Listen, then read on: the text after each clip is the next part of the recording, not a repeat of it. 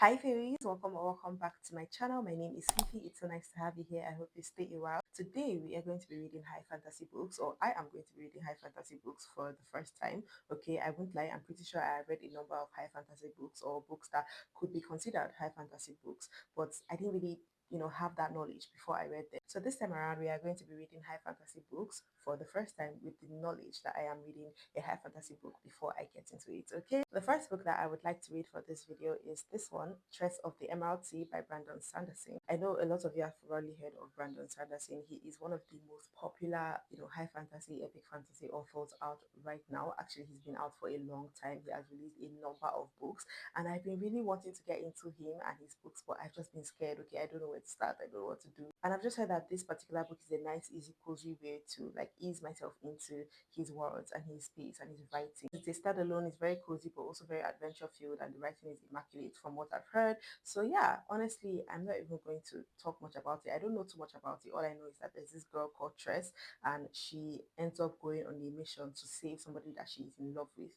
And yeah, I'm here for any type of mission, quest, stuff like that. I love it, especially when it's very much adventure filled or, promises a lot of action. So yeah, as you can see, I do have the audiobook, not the physical book, but like this cover is so stunning. Like, look at how gorgeous this is. Incredible. Like, hello for Emily, who has all my love. Why am I kind of scared? Part one, chapter one. Let's read it together. Literally just one page in, and I've already highlighted an entire paragraph. It says, men often describe the girl as having hair the color of wheat. Others called it the color of caramel, or occasionally the color of honey. The girl wondered why men so often used food to describe women's features. There was a hunger to such men that was best avoided. Like, hello, exactly. Exactly. Like, I need to stop being so scared of high fantasy books, because I just know some of my favorite books are high fantasy books, and I have not read any of them yet.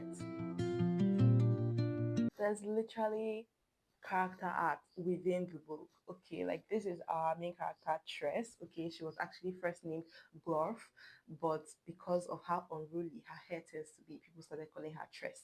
And honestly, that's definitely much cuter. She lives on an island, and apparently this island is shaped like an old man's crooked finger emerging from the ocean to point towards the horizon. Like, and yeah, this island is actually surrounded by an ocean that is not only in fact green, but also not wet, which is, like, what does that mean? I can definitely tell that this book has a lot, or is going to have a lot of like mystical, magical elements that I personally will resonate with. And I cannot wait. I truly cannot. As far as the writing goes, it's nothing too deep or lyrical necessarily. I think it's more of a straightforward, to the point type of writing, with a number of metaphorical lines and hard-hitting quotes. I'm obviously just in chapter one still, so I don't have too much to say concerning the overall writing and even the plot. Like, I have no idea where we are going or how this is going to pan out, but I'm very intrigued and I'm very excited. I really hope it takes an upward trajectory. Even if you are looking good right now, I hope it gets even better and not, becomes one of those books where it starts off really good and then ends up not that great. So yeah, I'm going to keep reading. Once I get further into the book, into the actual meat of it all, I will come and give you an update and maybe even a clearer understanding, or my understanding of the synopsis so far. So yeah, see you then.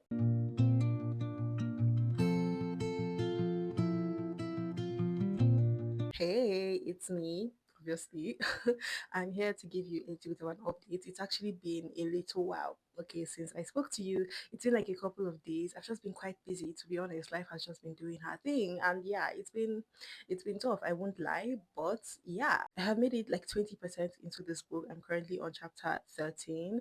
The beginning of part 3. It's actually titled The Capping Boy, and that, if you read this book, you will understand like why I find that so like funny, sort of. As far as the book goes, I'm really liking it. Okay, I'm actually really loving it, to be honest. I've just never read anything like this, but also it's very reminiscent of the Regency fairy tales series that I have been reading, by Olivia Atwater, and I love that series. I've only read 2 books and 1 novella, but I have given like 2 books 5 stars each, and the novella I give like 3.5 or 4.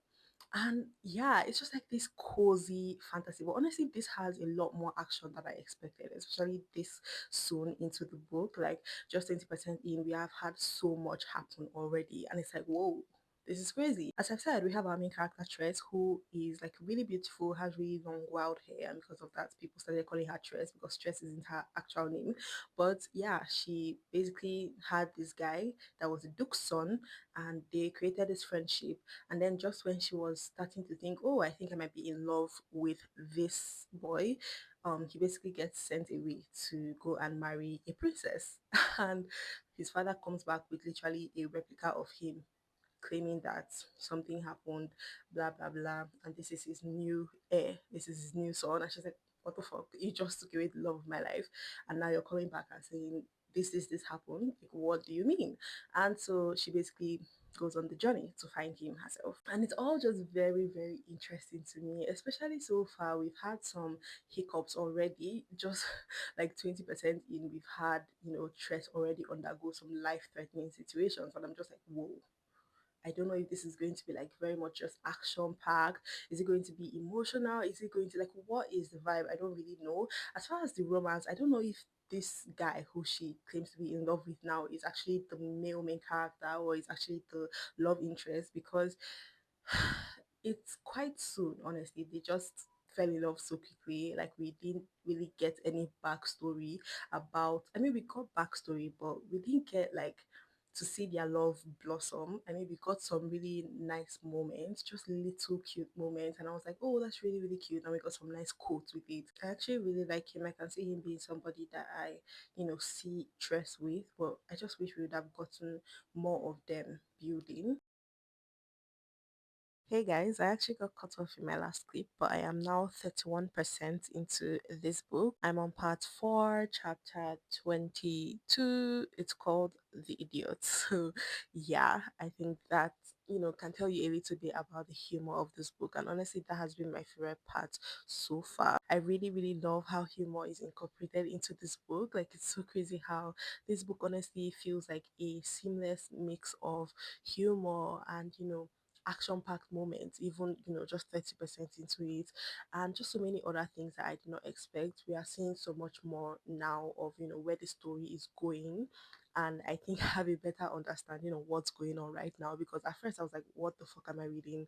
What is happening? What's going on? Because the world is just so interesting, it's so complex, it's so unique. I've never really read anything like this, and it's just so crazy how this just came out of somebody's mind. It's so cool how it's like simplistic, but not in a way that you're like, oh, this author doesn't know what he wants to say, or this author, isn't well versed on grammar or English or stuff like that. There have been so many quotable lines in this book. I've actually highlighted so much. Like, this is the most I've ever highlighted, and we're only 30% into it. It's so intuitive and introspective. I feel like this book is going to be, something that can spark conversation on humanity and what that exactly means, because there are a lot of quotes so far kind of just talking about feelings and humans and the complexity of humans and their feelings.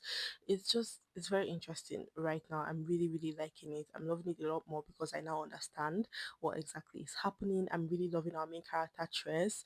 She seems like obviously not very sure of herself because she has never been outside of her island, outside of her home, and now she's just going on this whole trip to save the man that she loves. And I'm not going to lie, I don't really care too much for the man because we honestly didn't get much of him in the first place, and now he's like nowhere to be found. But there's a character, or there are actually so many characters that we've been introduced to that I know that I'm going to fall in love with. But a specific character is a talking animal. I don't want to say what animal, but it's just, it's so funny, it's so cute. Like, I honestly am eating it up. I don't think I've ever read a book with a talking animal like this. I'm trying to think. I don't think so. So yeah, I'm really, really loving this book, and I cannot wait to see how everything unfolds and unwraps. It's actually the 30th of June, and I really want to finish this book today.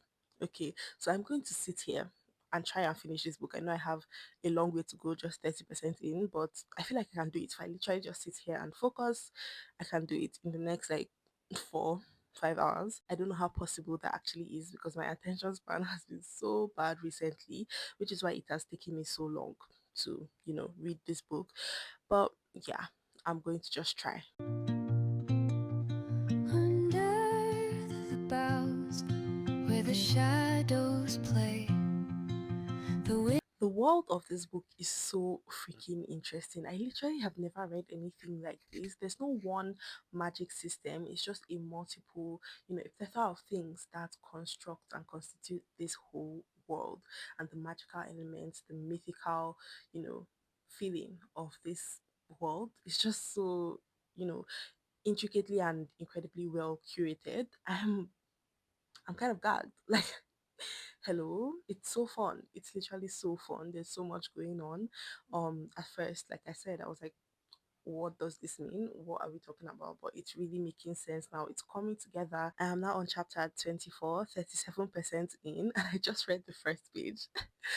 I literally highlighted this whole thing. Can you see that? That's crazy. The writing is so freaking good. I don't even know how to explain it, because it's not lyrical necessarily. I mean, it's poetic in a way, but not in a way that's in your face. It's not pretentious. It's very it's just so fun. It really is.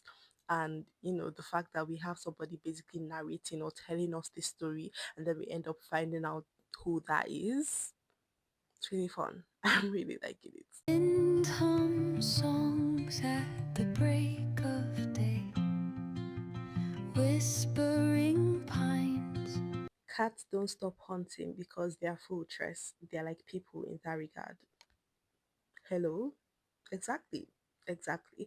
Actually, should I should I read some quotes, some things that I have highlighted to you guys? Because I cannot believe how good, the lines, so many lines in this book are. Like, it's just so, I honestly don't know what word. I feel like I've used up all my, usual vocabulary. I don't know what more to say. The writing is just that good. I'm going to read you some of the things I've highlighted. No context, okay? No spoiler. But your hair is the color of sunlight if sunlight were light brown. That was what Charlie said to her in like the first few chapters before he disappeared or went missing. And I know I've said I don't care too much for Charlie or, their whole actual romance, but that was really that was something. The perfect set of gloves is invaluable, and Charlie was like a good set of gloves.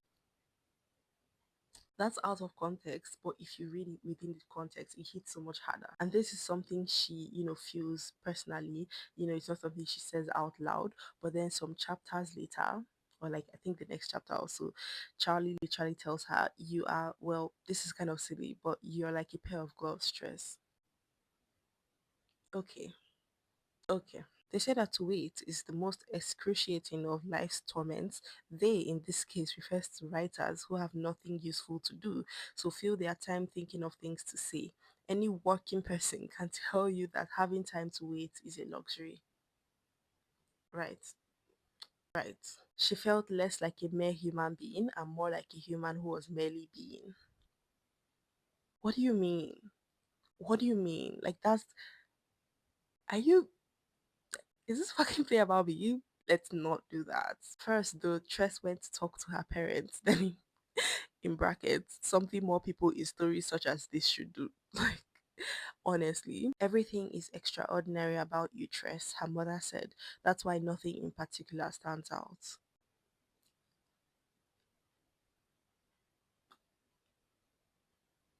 And then we meet, somebody who is to be the villain, obviously. Imagine him as the answer to the question, what if that gong from your shower drain were to come to life? Could you imagine being described as such? Another thing that I just really love is the freaking illustrations. Like, oh my god. I already read this chapter, but obviously I'm going through because I'm reading you the things I highlighted. But like, I really, really love these illustrations because it really puts things into perspective. Like when you're reading it, I'm not going to lie, it's very hard to understand at first, you know, what's being said and how these things look. But like when you see this and you read it, but like when you read the story and then see these illustrations, you're like, oh, that makes sense. And this is actually insane. Danger doesn't make a thing less beautiful. In fact, there's a magnifying influence, like how a candle seems brightest on the darkest night. Deadly beauty is the starkest variety, and you will never find a murderess more intoxicating, more entrancing than the sea. Wow. Okay, this is the last one. I'm sorry. I'm sorry. Whenever one does discover a moment of joy, beauty enters the world. Human beings, we can't create energy, we can only harness it. We can't create matter, we can only shape it. We can't even create life, we can only nurture it. But we can create light. This is one of the ways. The effervescence of purpose discovered.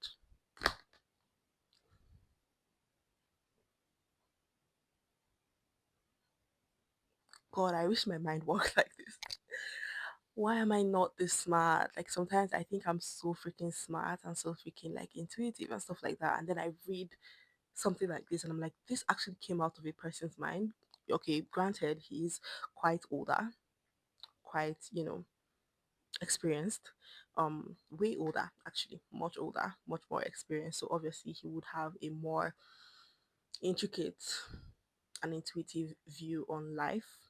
And, obviously he has been writing books since forever. But like this is insane. I can't believe this is my first Brandon Sanderson book. And something I have to say is that people refer to this book as a cozy fantasy. And I don't think so. Like, it's a high fantasy, but people often say it's like cozy.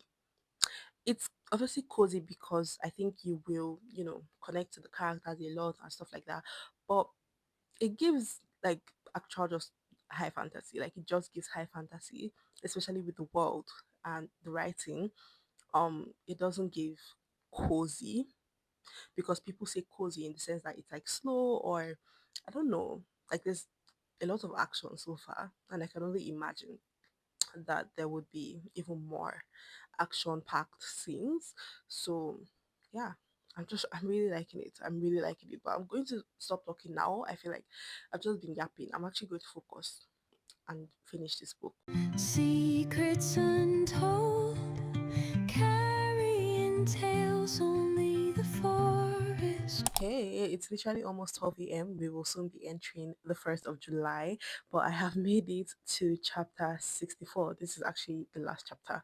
Okay, and there have been so many like reveals and so many things that have happened. I actually cried at a point because it was just so beautiful. It was sad but wholesome. Like the found family in this is so incredible. Like it's so well done. And this book is also quite diverse and I love that so much. Like there's just so much happening that honestly resonates with me or I resonate with. I just love this so much. Feels like I've said so much and nothing at all because I'm trying to withhold spoilers. But I cannot really speak about this book too much without giving spoilers. So I'm going to stop talking. Okay, I'm going to read this final chapter. I think there's also an epilogue, and then I will give my final review and rating. But I think you probably can tell what my rating will be. Moonlight spills the velvet dark, etching patterns, leaving its mark. The roots stretch deep, the earth's gentle sigh. Hey guys, it's actually a couple of days after I had to take a little bit of a breather after reading that book because it literally was one of the best books I have ever read. Like literally top 5, top 3 books I have ever read. It was just so freaking good in every way and it's just insane that that came out of a man's mind. Like, okay, so men do have something they're good for. Oh, but yeah, I just loved it so much. I love the writing, I love the plotting, I love the characters so freaking much. The found family is literally one of the best found family settings I've ever read. It was just done so freaking well, and I loved the ending. I like choked up. I obviously didn't cry because it wasn't necessarily sad. It was just like wholesome at the end, and everything about it, including the humor, the way that was infused, just felt so freaking good and so real and so like beautiful, vulnerably raw, and yet still very intellectual. I feel like I've said all these things already. So sorry. I just wanted to read you two quotes, okay, before I stop talking about this book and let it go. Obviously, I will never actually let it go, but I'm going to let it go for you guys because I've probably been doing too much this entire video so far. So yeah, the first one, you see, I've discovered that it's all right to need help so long as you've lived your life as the kind of person who deserves to be rescued. Yeah. And then in the epilogue, we got a little bit more of Charlie and their little dynamic. And we just had this line or this paragraph that said, with a few tips, he wasn't so boring after all. Secretly, I'll tell you that you aren't either. Literally talking to the reader. Anyone who tells you otherwise is trying to lower your value. Don't trust them. They know they can't afford you otherwise. Like, thank you. Like, I'm literally going to cry. Can you see that? Anyway, you can probably tell by now that this was a six-star read, and I never really understood what people meant when they said, "Oh, this book is a six-star read." Like, yeah, I get it. I do get it now. It's just like a book that breaks the scale. That's literally what this book was, and I fear I will never stop thinking about it. Like, I literally already want to reread it. Also, the postscript, which was, just Brandon Sanderson talking about how this book came to be was so freaking good. Tell me why I was tearing up. It was literally just the author's notes. Why was I tearing up at the fact that he literally hid this from everybody but him and his wife? Anyways, that's that about that. Tress of the Emerald Sea, one of the best books I have ever read. Definitely read it, please. If you've listened to anything I've said in this video, and even a small part of what I said about this book resonates with you, you need to read it. It's so good. It's too good. I'm actually going to take a pause on this reading vlog because I want to film a different one. So I'll see you in like a couple of days, maybe a week. Obviously, it will be like 5 seconds for you because of editing and all that. But yeah, see you when I see you for the next book in this video. Hey guys, it's actually been a little while, okay? I thought that I was going to be able to come back and, read another high fantasy book in this video. But honestly, after taking the time that I have, gotten more like books that I personally am in the mood to read right now. And I'm just not in the mood for a high fantasy or like a really, really intense type of read. So yeah, that's actually going to mean the end of this video. I have no qualms though because this was a very in-depth video or vlog on Threads of the Emerald Sea, and that's literally my favorite book of the year so far, probably my favorite book ever, to be honest. I hope you enjoyed this video for what it was. It was really fun to film. I have already edited most of it already, and I just loved seeing myself yap about this book, and I had to cut down so much because I literally was talking for like 40 minutes at a point. And I'm just like, it's never really that deep. Like, I know the book is that good, but it's never that deep. Okay, so yeah, I'm going to let you go now. Thank you so much for watching this video. I hope you liked it. I hope you enjoyed it. Stay tuned though, because I'm definitely going to be incorporating more high fantasy reads into my, reading and my vlogs over the next few months. Let me know if you've read this book. Let me know which high fantasy books I need to get to like ASAP. Just talk to me in the comments down below. I love reading and replying comments. It's one of my favorite pastimes. Don't forget to like this video, subscribe, and also follow me on Instagram if you want to be book besties or just besties in general. I would really love and appreciate that. But for now, I will see you guys in my next video. Bye.